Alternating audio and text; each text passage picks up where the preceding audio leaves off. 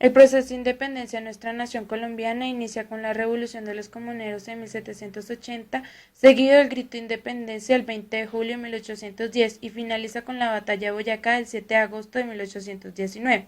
Como sabemos, nuestra querida República Colombiana desde el principio ha estado llena de guerras y de sangre. Pero ¿qué ocurrió en este proceso de independencia con la mujer? Como sabemos tan poco de ellas y de su participación en la época, esas son las preguntas que se deben responder y que debemos afrontar con la verdad.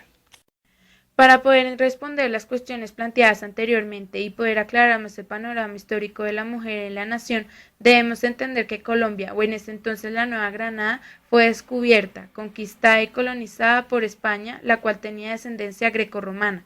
¿Qué quiere decir esto?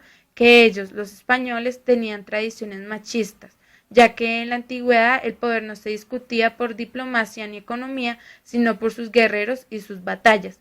En cambio, las mujeres, al ser más delgadas, más delicadas en su forma física y más sentimentales, no servían para esto.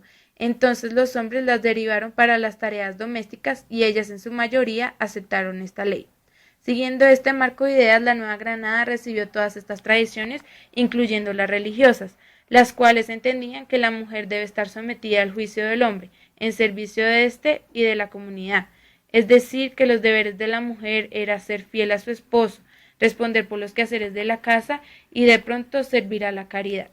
El papel que jugaron las mujeres en la época de la independencia fue informantes o en otras palabras más modernas de espías. Esto se debía a que la mujer no tenía importancia, ni voz ni voto, y se creía que ellas solo servían para cosas menores. Por eso ellas se acostaban con los españoles para escuchar sus planes o movimientos de guerra. Por esta razón fue que el papel de la mujer no se pudo desempeñar exitosamente. Si no conocemos nada de la mujer de aquella época, fue porque al gobierno no le convenía, ya que era ir en contra de su tradición, de su conservadurismo, y esto derrumbaría toda clase de creencias, respeto gubernamental, entre otras situaciones jurídicas. No obstante, hay que aclarar que entre toda multitud siempre hay líderes o personas que sobresalen y se destacan de las demás, como es el caso de Manuelita Sáenz, Policarpa Salabarrieta, Manuela Beltrán, entre otras grandes próceres y pilares que ayudaron a la independencia y sobre todo a la liberación femenina. La clase social criolla pertenecía a la alta sociedad a pesar del sistema patriarcado. Las mujeres criollas eran educadas y las indígenas autóctonas de la región se dedicaban a las funciones de mercadeo necesarias para sostener su hogar, dado que los hombres eran usados tiempo completo en minas y trabajos forzosos, lo que les permitía conservar un poco su cultura. Se dedicaron a sublevar los ánimos de la sociedad criolla, pues esta misma estaba siendo excluida de los cargos públicos y los impuestos eran muy altos.